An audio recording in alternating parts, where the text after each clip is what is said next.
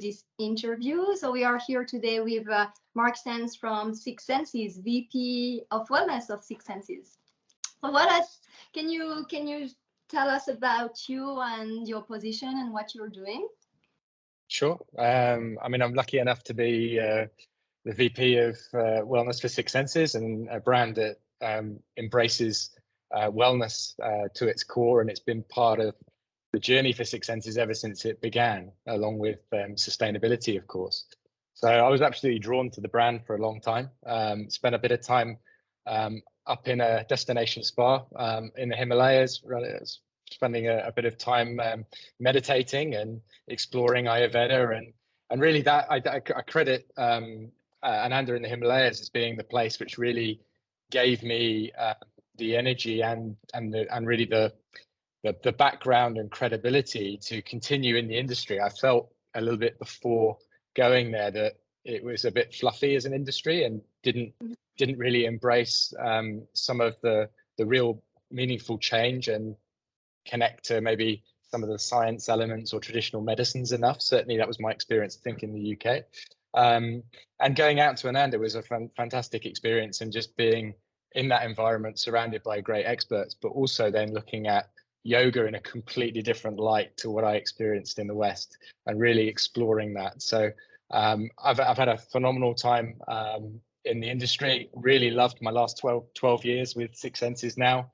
And we've got a very healthy pipeline of new properties in urban places and spreading all over the world. So I really see that the next phase of Six Senses has been trying to really be true to our DNA and make sure that that's there, and that we don't dilute the brand, and we really spread the good that Six Senses has done across a wider part of the globe, and look after more hosts and more guests.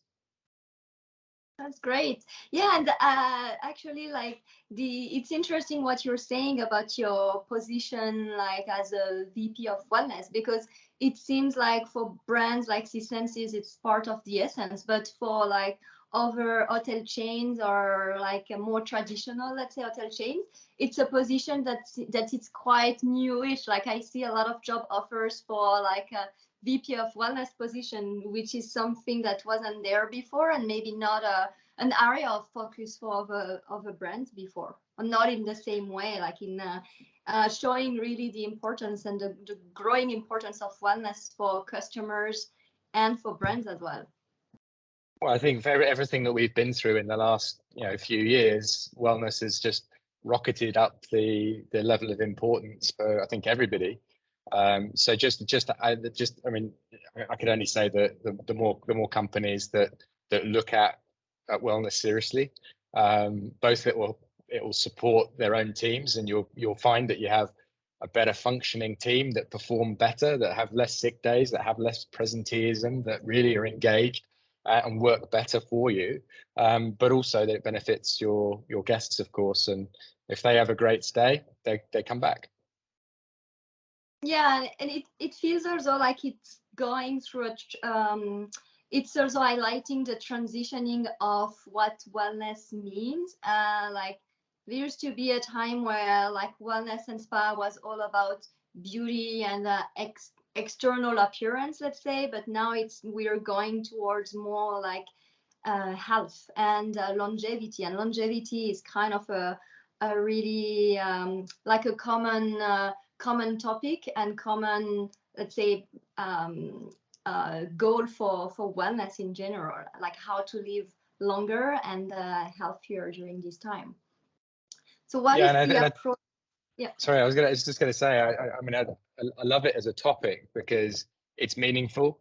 It's something over a longer span, and it means that you need to make positive changes to achieve it. And I think going back to what really struck me with my time in India was looking at Ayurveda, looking at yoga, and really exploring those subjects in their fullest, rather than the superficial layer, and understanding that, wow, there's some really basic, simple things we can do that have a massive impact, not just in the short term, but medium to long term as well. And I think that's critical.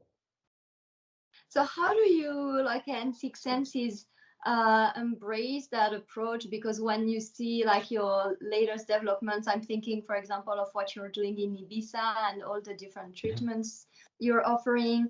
Like, how do you implement what are the core principles and pillars of wellness at Six Senses, and how do you like implement them in your various locations? I think the key for us is that we offer a layered approach to wellness, meaning that we want to meet guests where they're at, and then take them forward and do that in a fun and engaging way. So it's not about lecturing people. And again, if I use that Indian example of an Ayurvedic doctor who has decades of experience and talking to you about Vata, Pitta, and Kapha, and you get a bit confused and you walk away with terminology that might be in a Sanskrit text but doesn't resonate totally with you. So I think we want to make it fun and engaging, and we have some amazing Ayurvedic doctors that work with us and yoga teachers. And the beauty is to try and simplify the communication so that we get the message across in the right way, so that people engage with it and then make meaningful change in their life. So a key part for us is looking at our whole environment, making it fun, and that means that wellness isn't confined to the four walls of a spa or a fitness area, that it essentially permeates every part of the resort. Now, a key part would be the guest room. So whether that's a villa or a guest room, and the bed environment, that bedroom is critical, sleep being the foundation of wellness and our well-being. It's really where we are able to restore, fix and sort out our brain functioning and memories, but also allow the body to rejuvenate and regenerate. And that's a key part for us. So Sleep with Six Senses is a program that we provide, but you can go on that program very consciously, or if you don't go on it, you still have this great optimal bedroom setup anyway. We have a mattress that is breathable, it's very sustainably made. The whole idea behind it is that we get airflow through the bed to temperature regulate, so that we give you the best possible sleep environment. Of course, blackout blinds, simple little tricks to enable the best possible sleep. But really, the idea is by default, you're going to have a healthier environment, whether you know it or not. And then if you want to go a little bit deeper, then our experts and our programming allow us to do that. Yeah, and the environment is so important. There are so many studies now that mention that, yeah, you can eat healthy and go to the gym, and but your environment is also a very key and important component of your overall health. So having like a full wellness oriented building is also like very, very important. So it's interesting that it's great that it's part of your approach, because sometimes it's something that it's a bit left out, and it's like, okay, let's focus at the spa, let's do some a few healthy options at the menu, and we're good. But no. Well, the beauty is, I mean, we've had lead standards for a while, and now well building standards that have come in, and they're really looking at both the build part of it and the operation of that building, and feeding in some of those considerations. So it is looking at the type of materials that you use, the type of paints that you use, making sure you don't have furniture in there that are leaking off chemicals that are nasty to you, and really providing the right sort of environment that you'd want to spend as much time in. And I appreciate guests may stay a couple of nights, or they may stay a couple of weeks, but of course for our hosts as well, it's beneficial to provide that type of environment too, and really give them an opportunity to learn all of the stuff that we talk about with our guests. Great. So what would be like your differentiating factor, like what differentiates your brand from other brands towards customers or even towards investors? Like how do you make them see the difference between what a Six Senses can bring to their property or to their stay versus another brand? Because now it's getting a bit confusing, and the wellness spectrum is so wide. Sometimes the message also doesn't come across as it's like guests can be like either overwhelmed by the type of treatments that they're going to receive in a property. I'm thinking of like friends who went to medical wellness properties, thinking that it's going to be like a wellness holiday, and then they have like a program and they have like some rather invasive treatments, and they're like, oh my gosh, never again. Or like like how do you make a message that is clear and comprehensive? Because sometimes some of the experiences in this wellness environment are difficult to explain, because it's how you experience them, how you react to them. So and it's also difficult to explain to owners as well. So go ahead. I think the key part is, again, through offering a layered approach to wellness and meeting guests where they're at. It means that if somebody wants to sit by the pool, drink beer and have a pizza and just chill out for a holiday, they can do that while their partner does a destination spa type program. And what we're trying to be is as accessible as possible. So whilst in a true destination spa, you're perhaps dealing with a lot of single occupancy and people going with an intention to really address something, we see ourselves as a bit of a bridge between a normal resort brand and those destination spas, where you have this element of that programming, but in a very engaging way. We have a wellness screening system, which our integrated wellness practitioners use to help communicate. And this is what I was touching on earlier with our Ayurvedic doctors, the ability to use that system to help communicate the message, so that guests go away knowing, okay, this is my score. This is what I need to do to improve my score. And here are some really simple things I can address.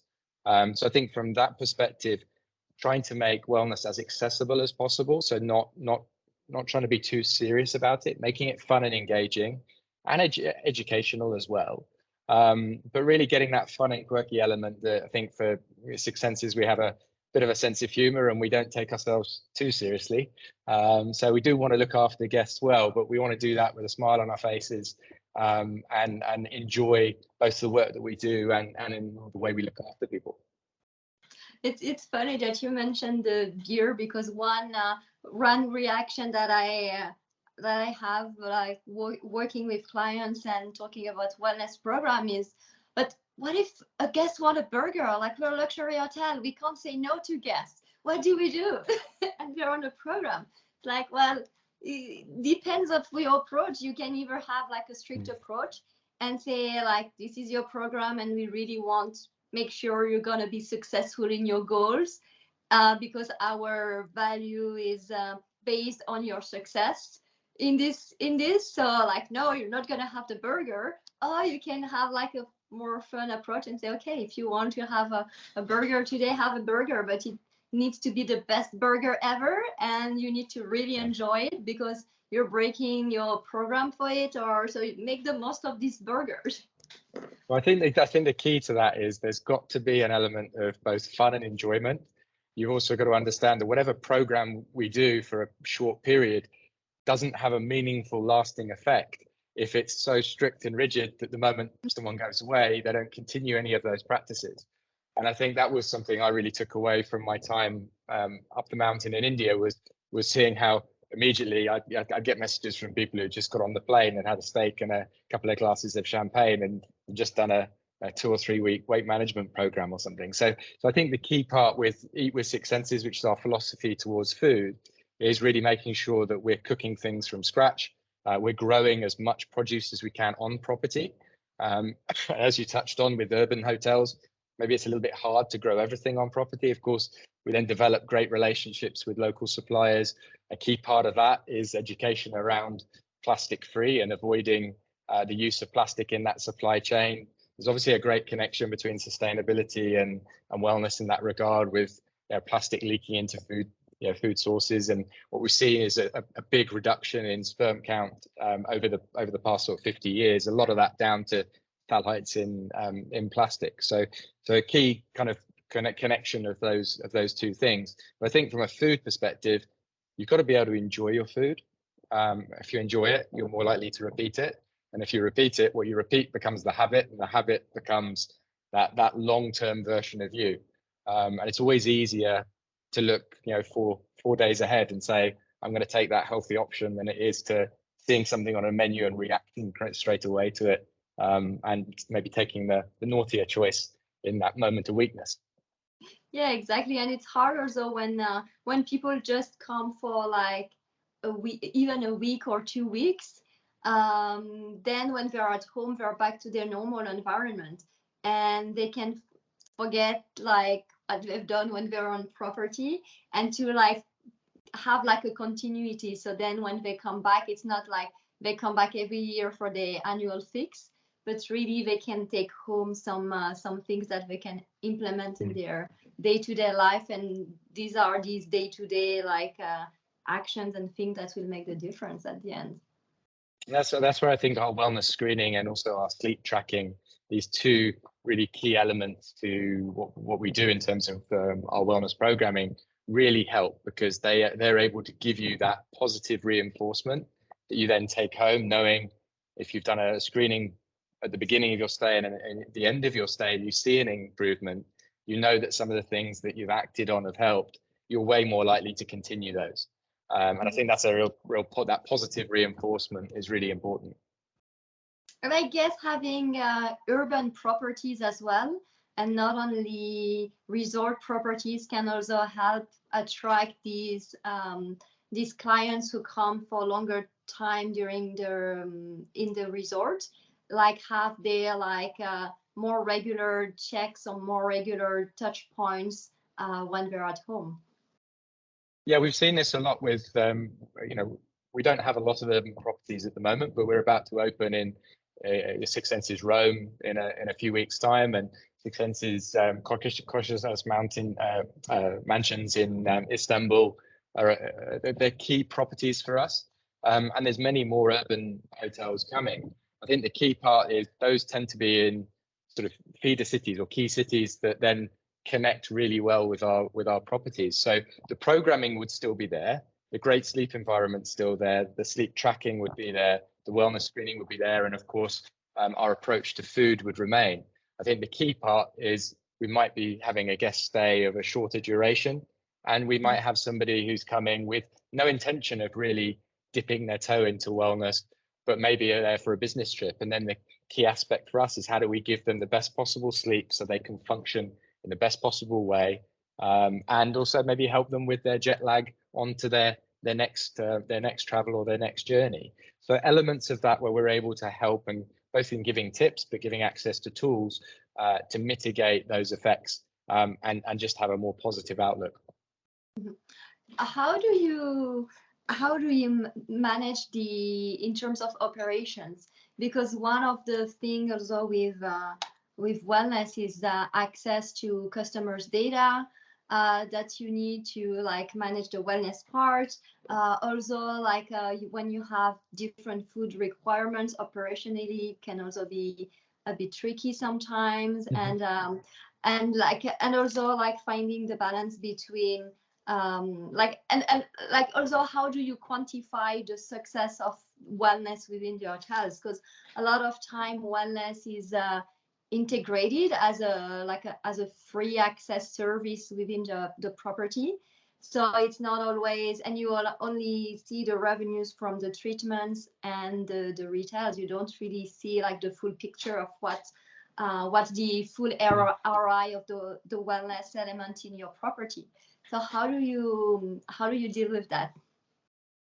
I think an element of that is looking at utilization figures as well. So it's not always about revenue, but it is about utilization figures and looking at how many people are attending your complementary wellness activities. And we have a standard of 2 per day that are complementary in all of our properties, in addition to a sustainability activity. So you've got 3 things that are really leveraging against our key pillars.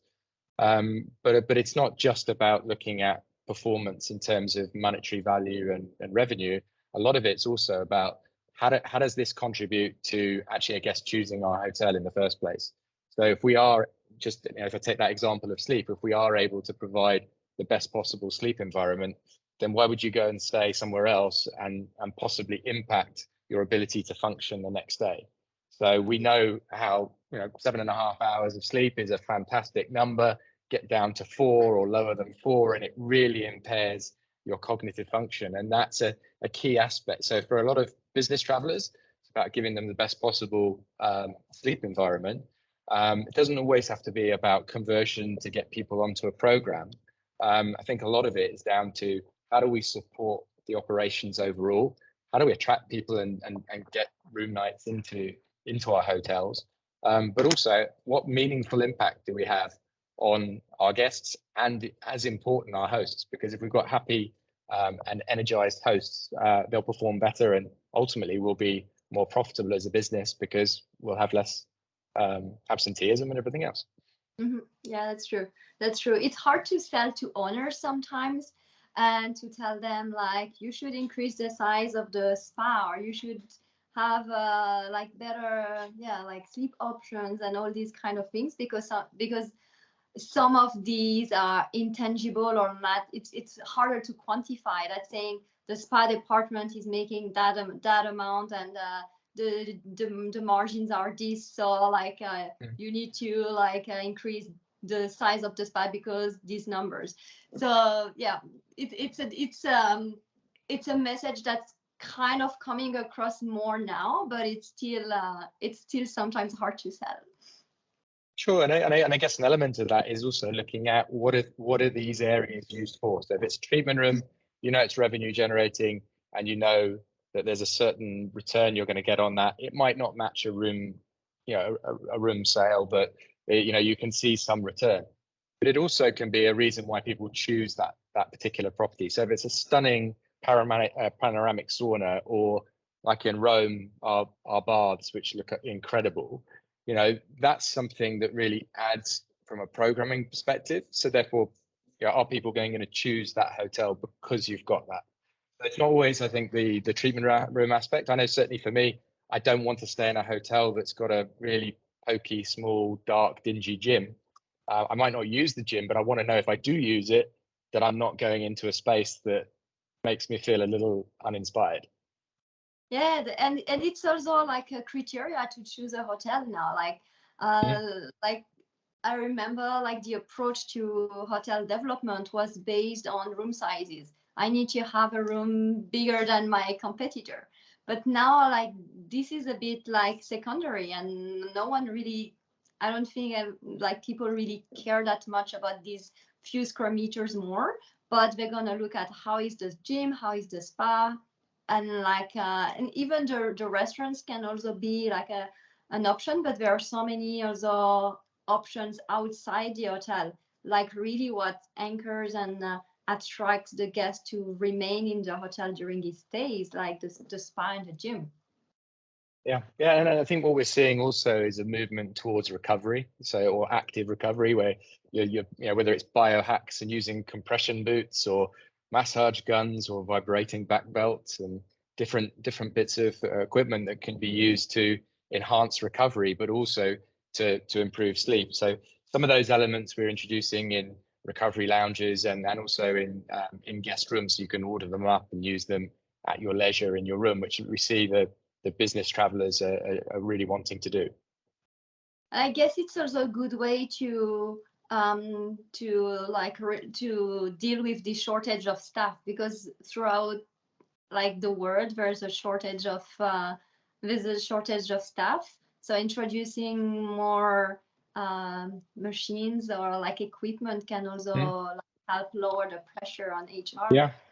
Yeah, and again, that's why, you know, when we talk about mission wellness is our approach to, or the way we look after our hosts, as we call them, or employees elsewhere. And really the whole idea behind that is whatever is good for our guests is good for our hosts. And it's really that educational process. We see that as a great way of, one, helping to attract new talent, but also retaining them. And then the key part is to develop them. And if you have the pipeline we have, then we've got the space to grow them within the brand, and really that will help us, you know, keep the DNA flowing through these new properties. So that part's really quite critical for us. And I think another element in terms of recruitment is as it becomes harder and harder, of course, you've got to leverage all the other aspects, and that's where sustainability and this aspect. One of the things that really attracted me to Six Senses in the first place was their approach to sustainability, and how that was really, it was really heartfelt, and it was caring, and it wasn't this greenwash. It was really about meaningful impacts that we can make in our local communities, but also what can we do as a wider brand, and whether that's from the day one never using plastic bottles in any of our properties, which of course now everyone's using glass, which is great, but also just those small changes over a period of time, and the inspiration behind some of our fantastic sustainability directors is incredible. And that really, I mean, that part re-energizes me every time I see their presentations and look at the actual impacts that they've made. Yeah, and I guess now you also have the tools to convince owners that it's not necessarily more expensive to build sustainably and have sustainable operations, and also guess that having sustainable operations won't impact the quality of their stay, because sometimes there's this association also, like, one for owners that building sustainable is not cost effective, and it's gonna be more expensive for them. And then in the other side for guests, that it might impact their luxury experience, and they won't be able to indulge as much as they would. So, well, even if the mentalities are changing, you're still like the classical bays that have some of these mindsets. Yeah, but I think a key part to that is I think the travelers are they're not daft. They understand there's a massive pull towards people wanting to travel in a more sustainable way, have less impact on the communities that they go and visit. Nobody wants to go to a resort and see a bunch of rubbish by the side of it, or in the resort itself, or fly over it. They want to feel that those communities are being looked after. And I think also a major part of our job then is then talking to owners and saying, well, look, we want to be partners with you. We want to look at this sort of sweet spot between people, planet, and profit, and use that little triangle as that real motivator to say, look, we need to look after the locations that we're in. We need to look after the communities that we're in, and we recruit very heavily from local communities. We need those, and that's part of showcasing the culture of those spaces. But of course, if we don't make a profit for our owners, then the business won't be around. So it's about finding that balance and really communicating that well. Yeah, and I guess you have a lot of great examples of this working now with all the properties you have, and the new ones that are opening. Well, I mean, like I said, I think we have some inspiring sustainability directors in all of our properties, and the impacts they have are incredible. It's not just about what's done guest facing. It's very much about the community outreach.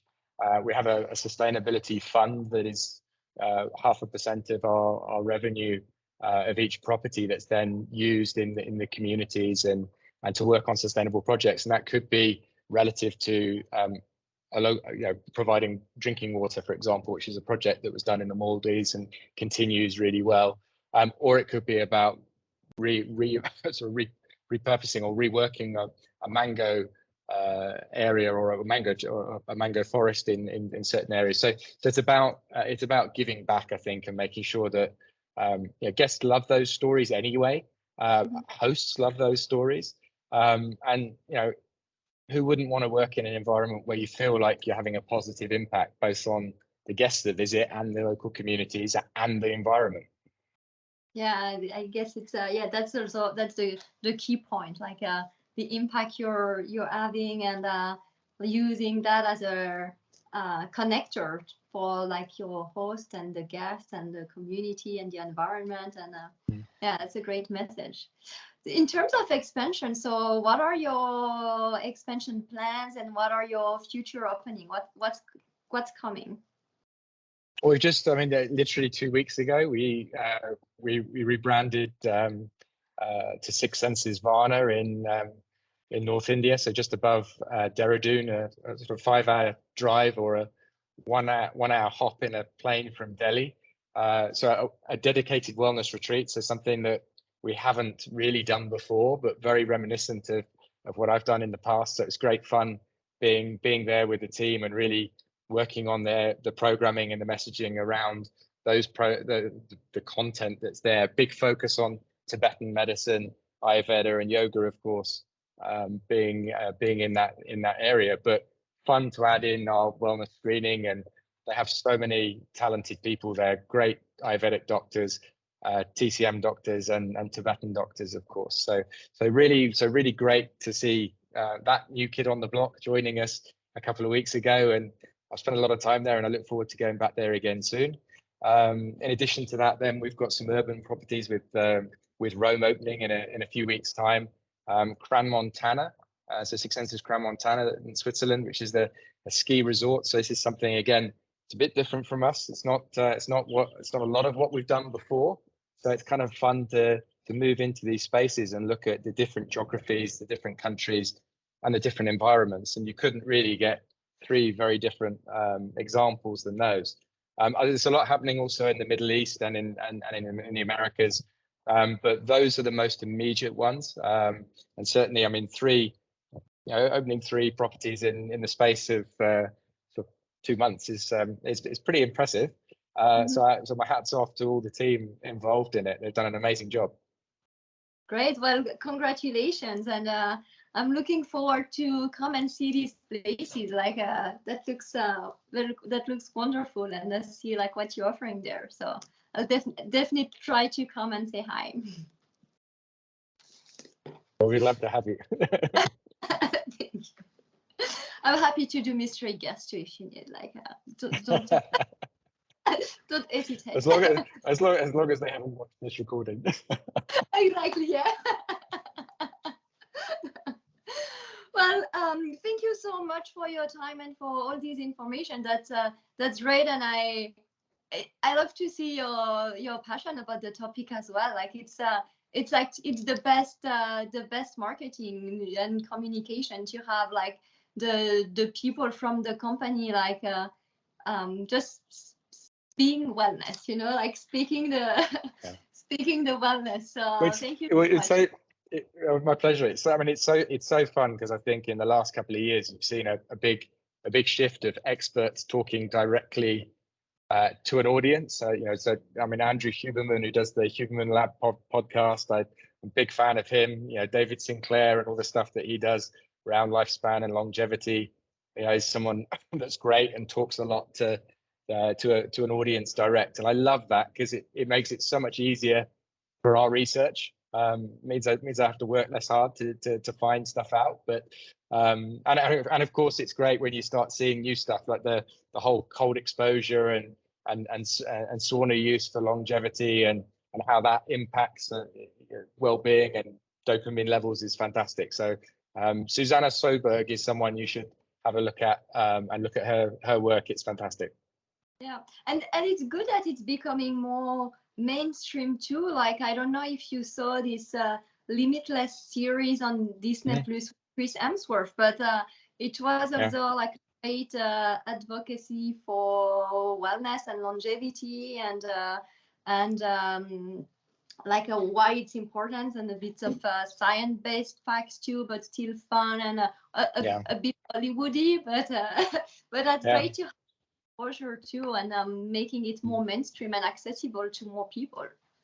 That's one of the key bits I love about my role is getting the scientific papers or the research from the experts and seeing how do we pull those elements out and then introduce it in a meaningful way within our resorts. That's something, and hotels. I mean, it's such an interesting element to take something that's, so whether it's circadian rhythm science and then using that within a jet lag program.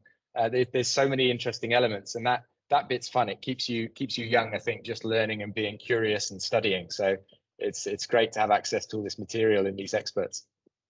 Yeah, you're lucky. You have a great keep learning and growing every day. Pleasure. Yeah. Okay. Well, thank you so much for your time. It was great, and yeah, I hope to see you again very soon. Thank you very much. Thanks for your time. Take Thank care. you.